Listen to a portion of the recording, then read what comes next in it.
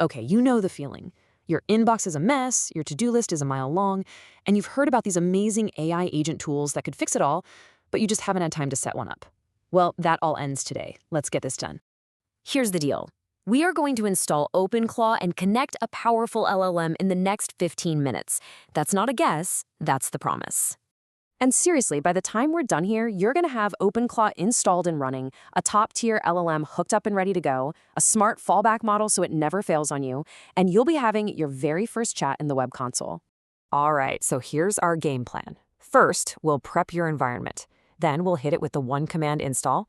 After that, I'll walk you through the onboarding wizard, we'll have our first chat, set up that all-important fallback model, and finally, I'll show you how to fix the most common first-time hiccups. Let's get right into it. Part 1, prepping your environment. Seriously, don't skip this bit. Getting the foundation right makes everything else smooth sailing. Okay, here's the single most important thing. You need node.js version 22 or higher. This is an absolute must-have, no exceptions. If you're on a Mac, you've got two easy options. First, the visual approach. Just go to nodejs.org, grab the installer, and click through it. Or if you live in your terminal, just run brew install node. Done. Whichever way you did it, pop open your terminal and run this exact command, node-v. So what happens if you run that and it spits back version 20 or something even older? It's a super common issue. The answer is simple, really. You have to upgrade. OpenCloud just flat out will not run on older versions, so save yourself the headache and get version 22 or higher installed before you move on. Okay, with your environment ready to rock, let's get to the main event. Part 2, the one-command installation. Time to get OpenClaw on your machine. Since Node.js is all set, the install is literally this one line. In your terminal, type npm install -g OpenClaw at latest. The -g just means you're installing it globally, and at latest, make sure you get the newest, shiniest version. Now, a quick heads up, this is going to take a few minutes, so just let it do its thing. You're probably going to see a bunch of warnings flash by on the screen. Don't panic. This is totally normal. You can safely ignore all of them. Once it's all done, you can make sure it worked by running OpenClaw-version. If you see a version number printout, boom, you're in business. The installation was a success. Awesome. So on to part 3, walking through the onboarding wizard. This is where we tell your new agent how to work. To get started, run this command, OpenClaw onboard -install daemon. Now that -install daemon part is super important. It sets OpenClaw up as a background service, so it's always on and ready to go.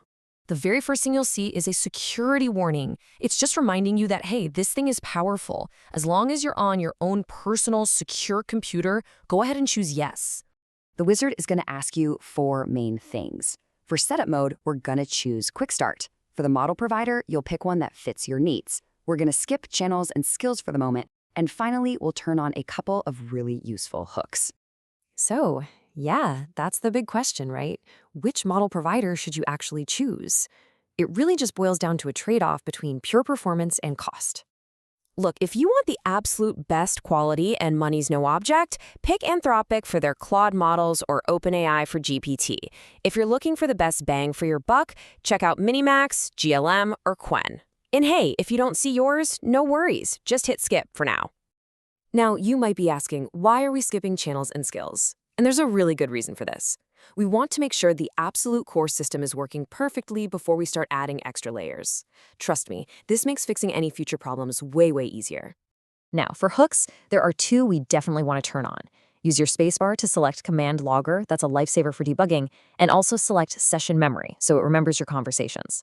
Hit enter and then just accept the defaults for the rest. Okay, and now for the moment of truth. This is the best part. Section 4, your first console chat. Let's see this thing in action. Scroll up a little bit in your terminal. You should see a web UI URL with a long access token at the end. You need to copy that whole thing, the entire URL. Now just paste that URL into your web browser. If the OpenClaw console loads up, congratulations, you did it. The installation was a complete success. Go on, type your first message and say hello to your brand new agent. But hold on, we're not quite finished. Having a working agent is cool, but having a reliable agent is what really matters. So that brings us to Section 5, the fallback strategy that's going to make your agent rock solid. So everything you just configured is saved in one file. It's your agent's brain, basically. You'll find it in your home directory inside a hidden folder called .openclaw. My advice? Open that openclaw.json file up in a code editor like VS Code. Okay, so why do you even need a fallback model? Can't you just stick with the one you picked? Because let's be real, your main model will fail at some point. You'll hit a rate limit, the provider will have an outage, it happens to all of them, or maybe your prepaid credit just runs out. Without a backup, your agent just stops. And the fix is so easy. Just open up your openclaw.json file and find the agents.defaults.models section. In there, just add a new line called fallbacks. Make it a list and add the name of a backup model, ideally from a different, cheaper provider. This literally takes 60 seconds and it makes your agent infinitely more reliable. All right, last section before we wrap this up. Part 6, Common First Run Fixes. This is just in case you hit a little snag along the way. Let's breeze through these. If node-v shows anything less than 22, you've got to upgrade Node.js. If your terminal says OpenClaw command not found, just run that npm install-g command again.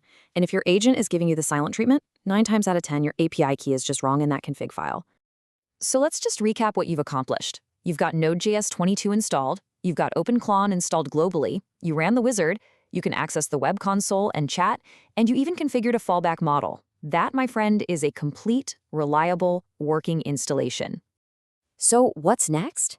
Well, having this on your computer is cool, but having it on your phone is a game changer. In our next explainer, we're going to connect OpenClaw to Faceshoe, step by step, to give you that mobile access. And hey, if you want to get all this set up without ever touching a command line, try the SetupClaw app for £70 from setupclaw.uk/app.